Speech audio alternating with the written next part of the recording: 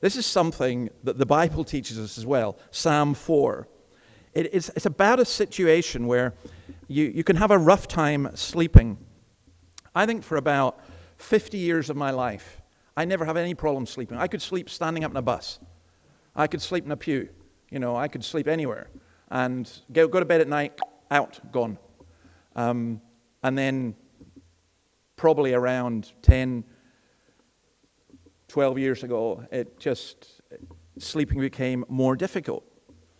And I think you find that sometimes you find it difficult to sleep because your mind is playing over things. Your mind is kind of hyperactive. They say don't look at a blue screen, or, chill out, take some chamomile tea beforehand, don't have a big meal, etc., etc.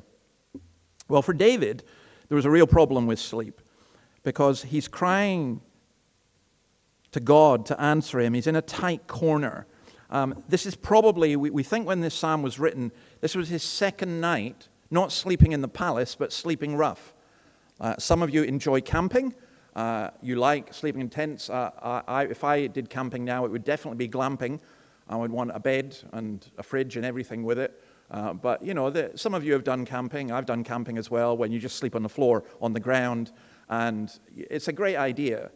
But for some people, it's quite hard. And I think that was the case for David, but more because of his circumstances running away from Absalom. Now, he addresses God, and it's really interesting how he addresses God. Answer me when I call to you, my righteous God. This is not just a formality for him. He is absolutely convinced that God is just and does no wrong. And really, it would be very difficult to pray if you didn't believe that. If you thought that evil came from God, you would find that very difficult to pray. If you thought that God was capricious or cruel, you would really struggle with that. I also think of this psalm. I'm reading a book just now, Christopher Ashe, which is brilliant, looking at the Psalms as the songbook or the prayer book that Jesus sang. And as we look at this, we'll think about how Christ would have reflected this. There's one other thing I would say in terms of how we understand the Bible. You always interpret Scripture with Scripture. So if you're looking at this psalm, you really need to look at Psalm 3, which we did the last time we had communion, because there are parallels between it. Glory and honor, for example, used in Psalm 3 and Psalm 4. They're both the same Hebrew word. Many are saying, so people are saying this about me. People are saying this about you. That's repeated in both Psalms. In both Psalms, sleep is mentioned. I will lie down and sleep. Psalm 4 also adds to that the blessings of Deuteronomy chapter 33. So you're saying, if you look, when we get to verse 7, when their grain and new wine abound, what's that got to do with anything? Well, the covenant, God's covenant with his people was summarized, the blessings were summarized in Deuteronomy 33, and David is referring to that there. But the basis of the whole psalm is this, is how do you find peace in the midst of trouble and distress? Okay? How do you get it? How do you find peace? I mean, do you tune out? Do you zone out? Do you drown your sorrows? No. This is telling us how to find peace. And if you're not a Christian, one of the great advantages of becoming a Christian, it's not that you have a trouble-free life, but that in the midst of trouble, you can have a peace that passes understanding. Incidentally, in terms of the structure of the psalm, the beginning and the end of the psalm are addressed to God. Verses 2 to 5 are addressed to human beings.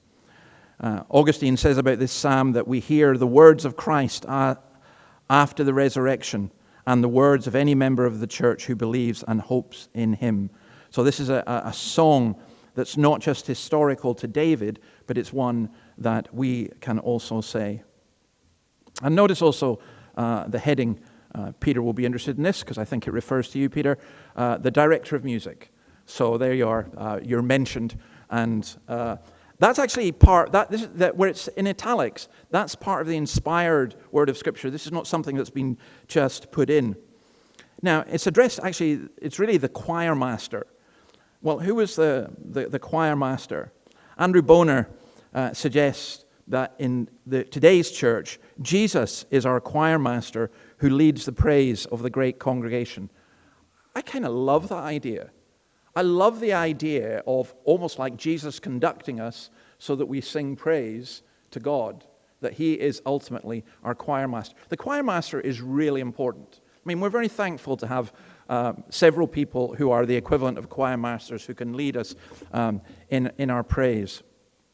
But I think just as my job is to lead in preaching God's word, ultimately it has to be Christ who is the preacher, Christ who by his Holy Spirit communicates, and I think it also has to be Christ who is the choir master. You'll see it's also accompanied with stringed instruments. So Jacques and Sam, you get a mention as well. So it's that title is 7 times in the Psalms. In fact, the original word psalmos means to sing with a stringed instrument.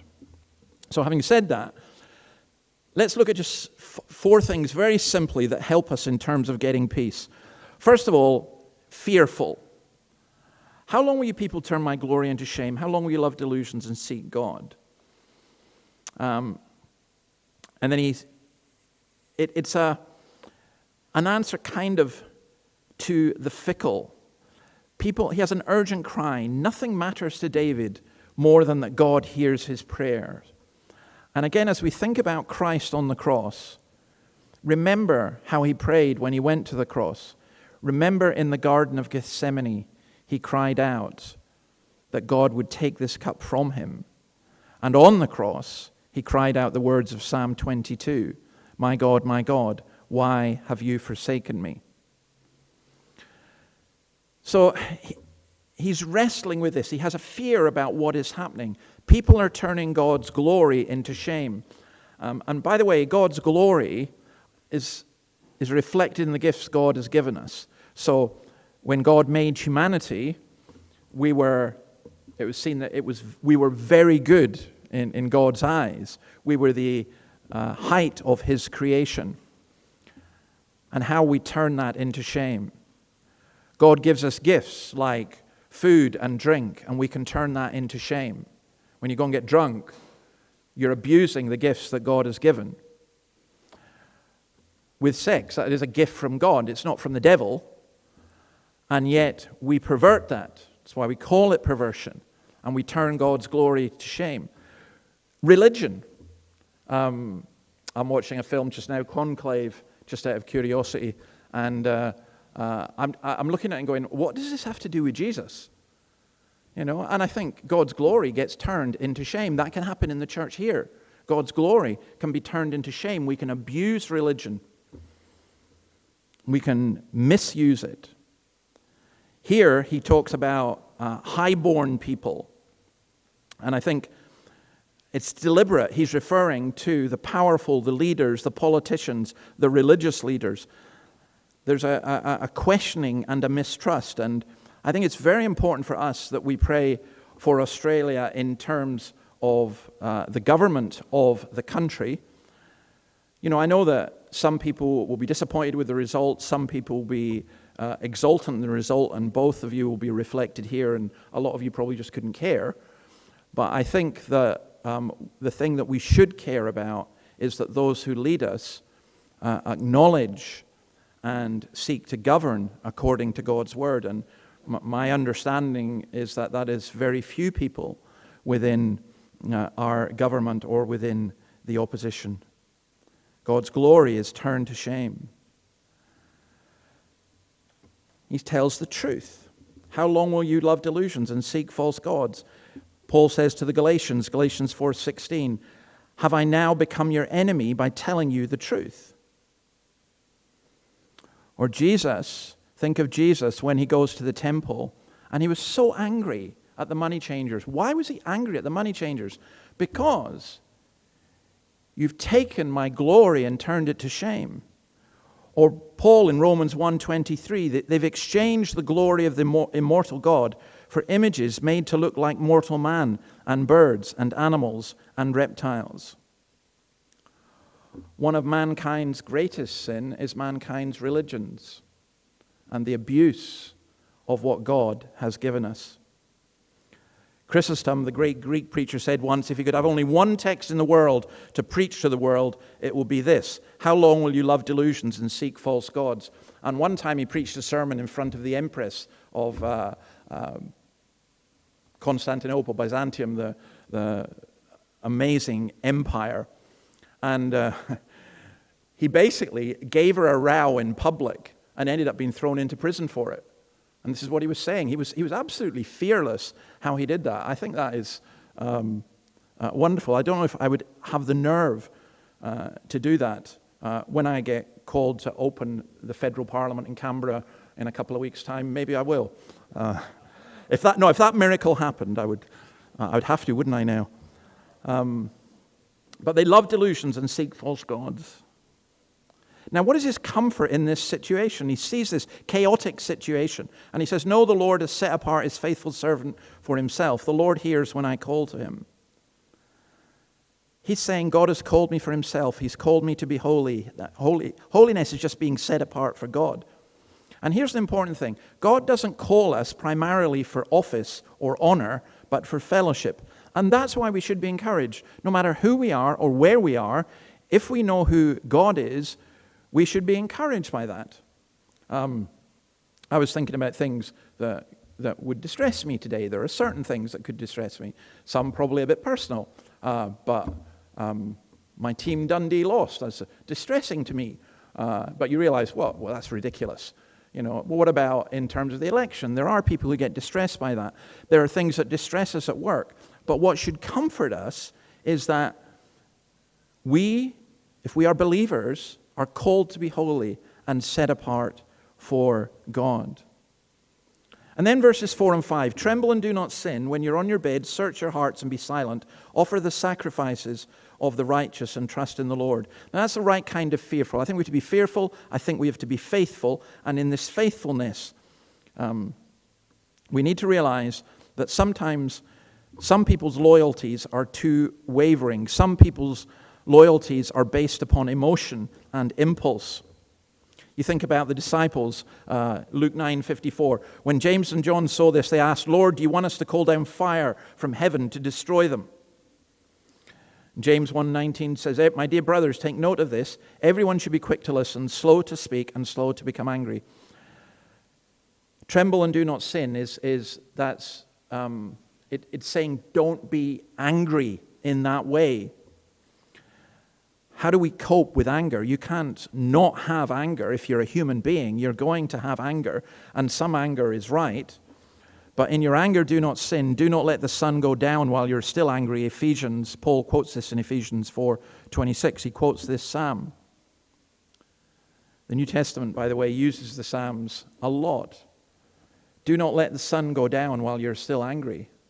That's a very, very important. One of the reasons you can't sleep is because you go to bed fuming mad, and it just plays over and over in your head. And can I suggest a very simple way to deal with that is you take it to the Lord in prayer. You pray beforehand and you ask him, "Lord, I'm raging about this. Please take this from me. You deal with it." Tremble here has this idea of being agitated, excited, disturbed. And really what God is saying is, don't sin when you're angry.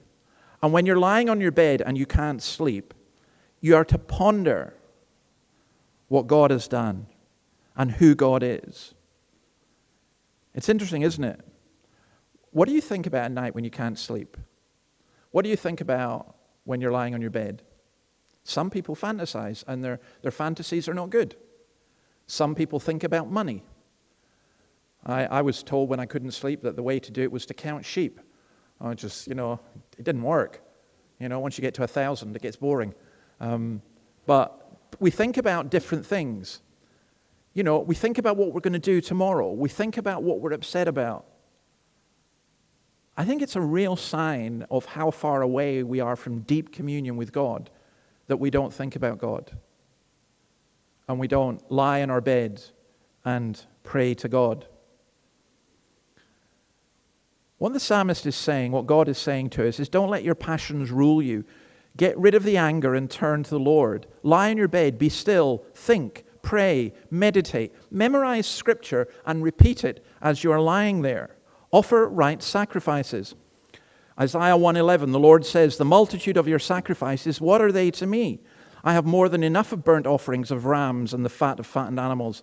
I have no pleasure in the blood of bulls and lambs and goats." And what God is saying is, even the stuff that he'd commanded, he's saying, no, that's not what I want. I want your heart. We take communion. Some of us do it for tradition. Some of us do it out of a superstitious reason. Some of us may even do it out of fear. Communion is really serious. It's really joyful, but it's really serious. And it's God communicating with us. And we need to realize that we can't pretend with God. We confess his name. We confess our sin. I think it is hugely significant that Jesus would come apart for a while. And sometimes we need to do that because we get agitated. We go and speak to people, they agitate us more. I mean, what happens? You talk to people who are going to listen to you. You talk to people, and you can sniff them out. The same people who are going to share the same complaints as you. You have a complaint against somebody, and you find somebody who has the same complaint or doesn't like them either, and you feed each other. But that's why Jesus says, if you've got anything against your brother or sister, before you go to the table, confess it. Deal with it. To offer right sacrifices. I think communion is... I'm not being irreverent when I say this. It's like God saying, right, come on. Sit down. Chill out. Come apart. Offer right sacrifices. Trust in the Lord. And sacrifice in terms of communion. We are not doing, as Catholic theology would say, we are not sacrificing Christ again, as the Mass suggests. That's not what we are doing. But we are giving him the sacrifice of praise and of thankfulness, and we're giving him the sacrifice of ourselves. We are sitting at his table, and we're saying, Lord, I'm yours. Forgive me, cleanse me, use me. All right, I want to go back just for a second in terms of my question of the week. How long will you love delusions and seek false gods? Well, it's one of those questions that's an accusation from verse 2. But I think Chrysostom was right. We base our lives on a delusion. We feel sorry for a person who's deluded. Some delusions are blatant, some are subtle. I think my favorite remains, I've said this before, but some of you haven't been here before because you're new, so I'll repeat it for you. I remember Simon Cowell on America's Got Talent. There's a guy came to sing, and I don't know how they broadcast it because he couldn't sing. Like, he was really bad. He was worse than me, worse than the worst of you. And Simon Cowell was merciless. You know, don't give up your day job. What are you doing wasting our time? And the guy comes off and he's in tears. And he's being interviewed by the presenter or whatever afterwards. And through his tears he says, Simon doesn't believe in me, but I believe in me. I know I can sing. I know I'm going to be number one. You know, and you're watching and you're all going, oh, you poor deluded person. Well, you can look at that. You can get people who suffer from psychiatric disorders, who think they're Napoleon or whatever. I remember one time going into a psychiatric unit and the psychiatrist said, oh, we have plenty of religion here. He said, we've got Jesus and Moses and Mohammed and, you know, and people can suffer from delusions in that way as well. But there are other more subtle delusions. Because you think about where you get your pleasure from. You think about what motivates you, what keeps you going. It could be sport. And these things can be good things. But it could be sport. It could be relationships and sex. It could be food and drink. It could be politics. It could be money. It could be housing. You know, it could be on something like MasterChef, people saying, oh, my passion is food and, you know, I live for cooking. Well, I'm sorry, but that's a really sad life. Cooking's wonderful and food is great and very essential. But if that's your purpose, false gods always ultimately fail. They let you down, even if they give you something to start with. And that's why he says, how long will you go on with this? How long will you love delusions and seek false gods? And so the question is simply, what are you basing your life on? A lie or the truth of Christ? Verses 6 and 7, many, Lord, are asking, who will bring us prosperity? Let the light of your face shine on us. Fill my heart with joy, than when their grain and new wine abound. Many are asking, who can show us any good? The light has gone. David's friends are looking for better time. David is longing and praying for God. The Lord bless you and keep you. The Lord make his face shine upon you, as the Numbers benediction is. The Lord be gracious to you. The Lord turn his face towards you and give you peace. You see, there's a classic difference between outward and inner joy. The inner wells up steadily from God through every discouragement. It's like this, when grain and new wine abound. That's the joy that comes from that. If the joy comes from external circumstances, it goes into you and it soon dissipates, because then you are in enormous trouble. I remember going into a shopping centre once at Christmas in Scotland, and there was a big sign of the 3 wise men bringing gifts. And you know what the message was? The joy of shopping. Well, I have no comprehension of that at all, because I've never in my life enjoyed shopping in any sense whatsoever. And the 2 big shopping centres in Kotara and Charleston, to me, are a parable of purgatory at least. But, you know, look, okay, some people enjoy shopping, but that's not the point of it. You can go buy stuff and it will wear out. There's an old saying from the early church, Christ in the heart is better than corn in the barn. And that's so important. And so I finish by just talking about this peace. In peace I will lie down and sleep, for you alone, Lord, make me dwell in safety. Proverbs 1:33, whoever listens to me will live in safety and be at ease without fear of harm. Peace, unafraid, safety, not because you ignore reality, but because you face reality with Christ. As I say, there's something wonderful about sleep. It's a period of helplessness, but also a period of rest. Isn't it great how you can go to bed absolutely exhausted, and a bad night is when you wake up exhausted, but you hope a normal night is when you wake up refreshed. Bishop Ridley was martyred. His brother said he would stay with him throughout the night, but the bishop said, don't bother. I will go to bed and sleep as quietly as ever. And his brother says he slept as quietly as ever he did in his life. He was going to be executed the next day. How could he do that? David is sleeping rough and in danger, but he still sleeps. Jesus is in the midst of an almighty storm, and he sleeps, and the disciples are going, how can you do that? It's not even right. How can you do that? Charles Spurgeon said, they slumber sweetly whom faith rocks to sleep. There is no pillow so soft as a promise. There is no blanket to warm, such as an assured interest in Christ. There's almost a sense in which I really want any one of you who's not a Christian, as you think about these things, when you go home tonight, you can't sleep until, as the old Puritans used to say, you close with Christ. You come to know Christ. When we take communion, we take it in peace, and we meditate upon this psalm as we think of it used on the lips of Jesus. His urgent prayer, his urgent cry, my righteous God. His honor being turned into shame at the cross by the lies of false witnesses and the hatred of angry men. We come to the Lord's table remembering what Christ went through for us. And we come to the Lord's table with this warning that we are not to sin in anger, that we have to confess our sin, we have to renounce our anger. If you have anything against a brother or sister, you need to remove that. We must not let the sun go down on our anger. And then maybe the last thing I'll simply say to this, as we come to the Lord's table, let's remember there's more joy in God through Jesus than anything this world can offer. I love having a nice meal. I love going to a sports game. I love music. Sorry I missed ZZ Top yesterday up in the Hunter Valley. I love all of that. But I would rather have the presence of Christ than any of it.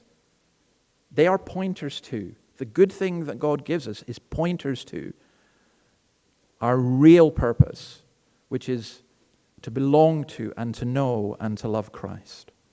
May He bless His word. Lord, we ask your blessing on this word. We thank you for its power. We thank you for its emotion. We thank you for its reality. Help us, each of us, to apply it to ourselves. In your name, amen.